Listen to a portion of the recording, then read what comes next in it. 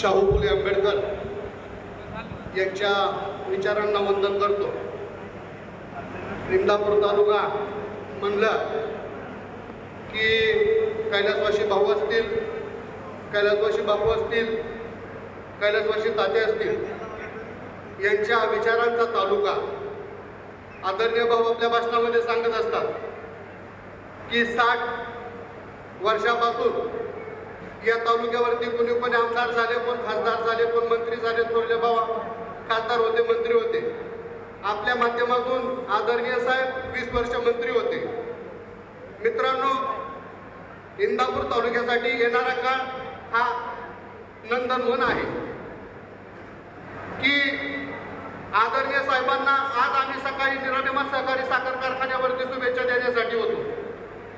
जर आपण पाठीमागचा जनसमुदाय जर बघितला तर याच्यामध्ये पुढारी फक्त 5% 10% आहे, 90% सर्वसामान्य जनता आहे। जनतेमधलं नेतृत्व म्हणजे आदरणीय साहेब। 18 पगड 12 बलुतेदार समाजाला घेऊन जाणारं नेतृत्व कोण असेल तर ते आदरणीय हर्षवर्धनजी पाटील साहेब आहे। कधीही कुठल्या समाजाला तुझा भाव केला नाही। प्रत्येक जाती धर्मातील युवकांना हजारोच्या संख्येने रोजगाराची उपलब्धी करून दिली, असं नेतृत्व आपलं भाऊ आहे।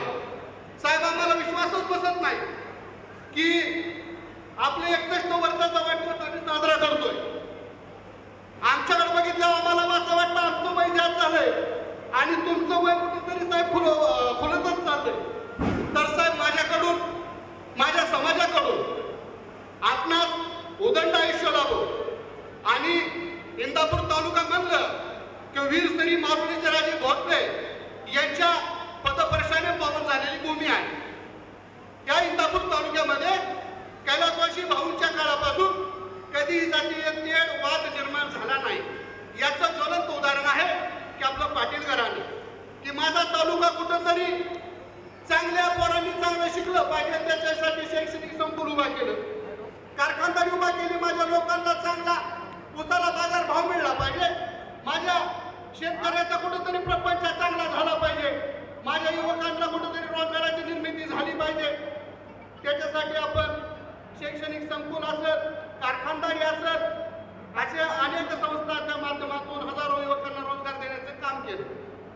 साहेब, आपल्या हातून असेच येणारे आपला 100वा वाढदिवस असा जनतेसमोर साजरा करण्याचा योग आम्हाला मिळो, हीच अल्लाहचरणी प्रार्थना करतो आणि अजून एकदा आपणास उदंड आयुष्याच्या आनंदाच्या शुभेच्छा देतो आणि थांबतो। जय संविधान।